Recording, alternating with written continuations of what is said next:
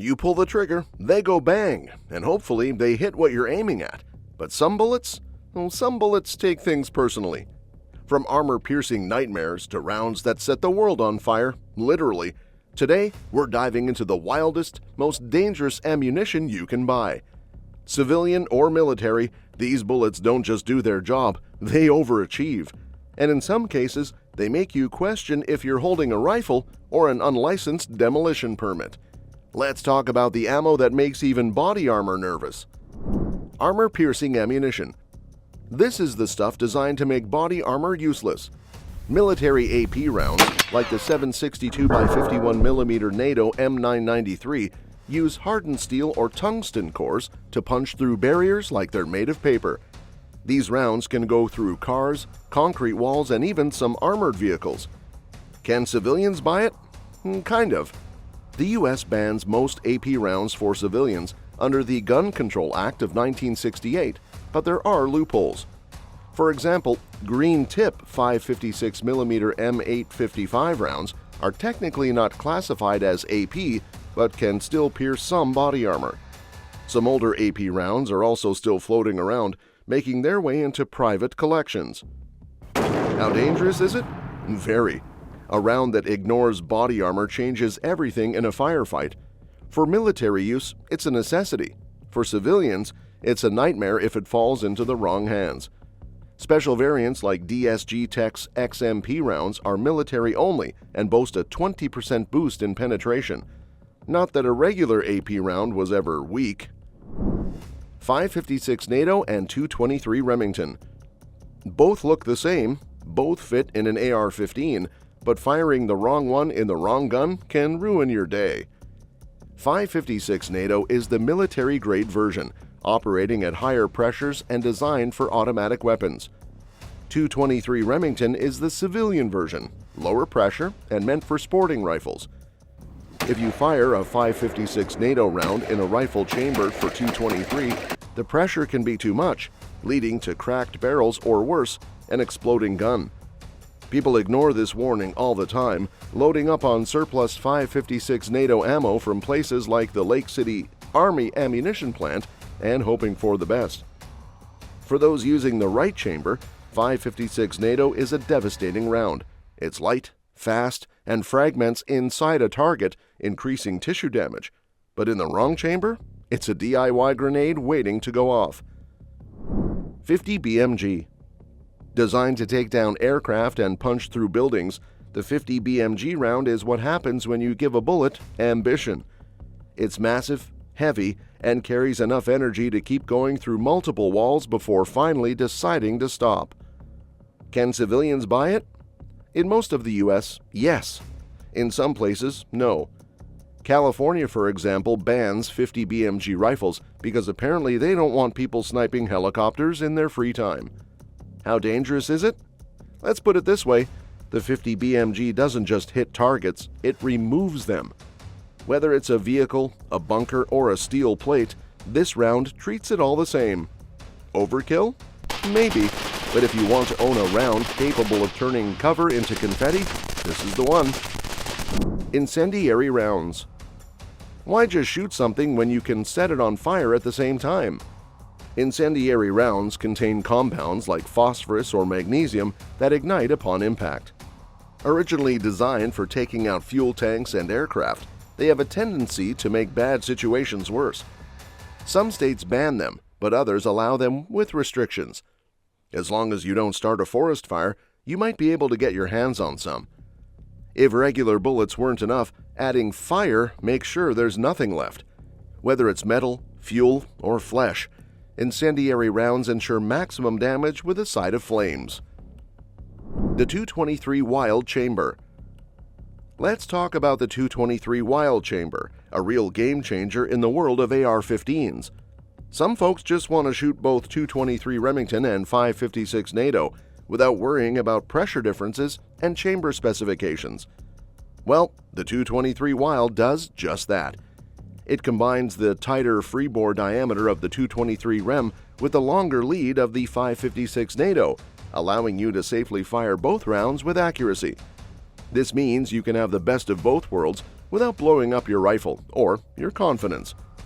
Now, before you start loading up magazines, let's talk about laws.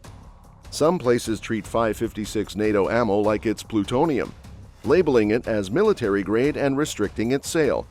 Others don't care, as long as you're not using it to start a one-man revolution. Either way, always check local laws before stocking up. The last thing you need is to explain to an officer why you have a trunk full of ammunition labeled "totally not illegal." Fragmentation rounds. Speaking of ammo, let's get into fragmentation rounds. These bad boys are designed to explode upon impact, sending high-speed shards flying in every direction. Sounds cool, until you realize this also makes them a terrible choice if you care about innocent bystanders. Multiple wound channels? Yes. Increased chance of hitting unintended targets? Also yes. That's why you'll usually find these in military settings, not civilian self-defense. Now, don't confuse fragmentation rounds with frangible ammunition. Frangible ammo is designed to turn into dust when it hits hard surfaces, which makes it great for training and reducing the risk of ricochets. You'll see these rounds used on steel targets or in shoot houses where bouncing bullets are a no-go. But don't think they're harmless. Get hit with one in soft tissue and you'll still have a very bad day. Super captivating ammunition. Then there's super captivating ammunition, like DSG Technologies CAV-X rounds. These bullets defy physics, traveling efficiently through both air and water by creating a bubble around themselves to reduce drag. It's like giving a bullet a personal force field. You won't find these at your local gun store. Right now, they're mostly in the hands of militaries, law enforcement, and people who probably have cool code names. Incendiary and tracer rounds. Incendiary rounds are designed to set things on fire. Tracer rounds? They glow like mini fireworks, showing the shooter exactly where the bullets are headed. The military loves them, civilians sometimes get their hands on them, and fire departments absolutely hate them. Tracer rounds are bullets with built-in pyrotechnics, lighting up like miniature flares as they streak through the air. They let shooters track their shots in real time, making adjustments on the fly. If bullets veer off course, the shooter knows immediately. In combat, tracers turn chaotic firefights into coordinated efforts, guiding troops to fire in unison. They also double as emergency signals. No radio? No problem. Just fire glowing rounds in the sky. Then there are incendiary rounds, designed to burn on impact. One hit can set fuel supplies ablaze, turning equipment into smoldering wreckage. They're also handy for creating distractions. When everything's on fire, dodging bullets isn't the first priority. Some U.S. states allow civilians to own tracers, and a few even permit incendiary rounds. Enthusiasts love them for nighttime shooting, where every shot paints the dark with streaks of light.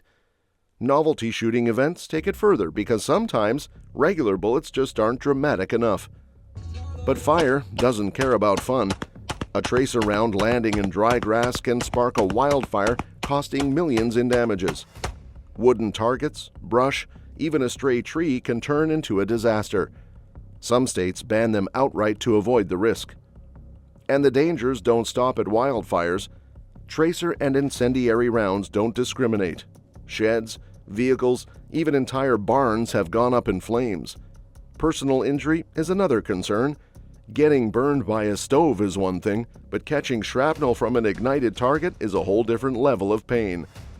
They may look cool, but with fire and explosions in the mix, the line between fun and catastrophe is razor thin. High-powered rifle cartridges. Now let's talk about the 50 Browning machine gun cartridge. This is not just a bullet, it's a statement. Originally designed for the military, it has the power to punch through vehicles, radar stations, and even light armor. If something needs breaking from a distance, this is the round for the job. It's been a game-changer in long-range sniping, with Marine sniper Carlos Hathcock making history in 1967 and a Canadian sniper pushing the record to 3,540 meters in 2017.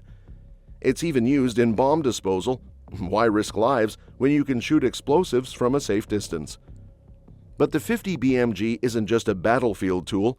Civilians can own 50 BMG rifles in most U.S. states, and for some, it's the ultimate flex. Whether it's long-range target shooting or just the thrill of owning something that powerful, the appeal is undeniable.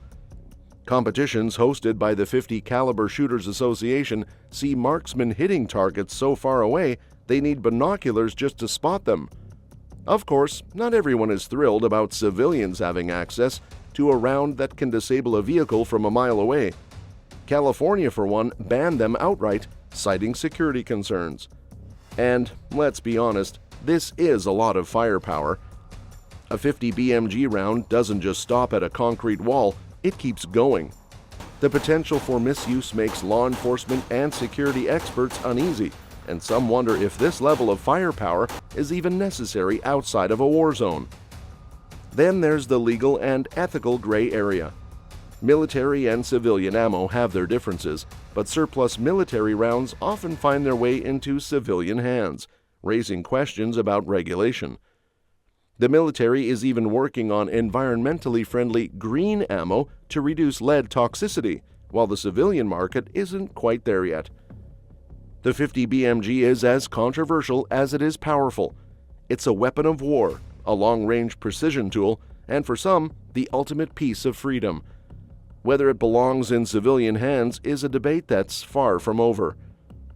If you ever get your hands on any of these, do yourself and your local fire department a favor. Understand the risks, follow the laws, and for the love of all things flammable, don't be the guy who burns down half a county because he wanted to see glowing bullets in the dark. So what do you think? Should civilians have access to some of these rounds, or are we crossing into too much firepower territory? The debate is heated, kind of like incendiary rounds hitting a fuel tank. If you enjoyed this breakdown of the most dangerous ammo you can buy, don't forget to like, subscribe, and hit that bell icon so you never miss an explosive topic like this. Let us know in the comments which type of ammo surprised you the most, or which one you'd never want to be on the receiving end of. Until next time, stay safe, stay informed, and please, don't test tracer rounds near dry grass.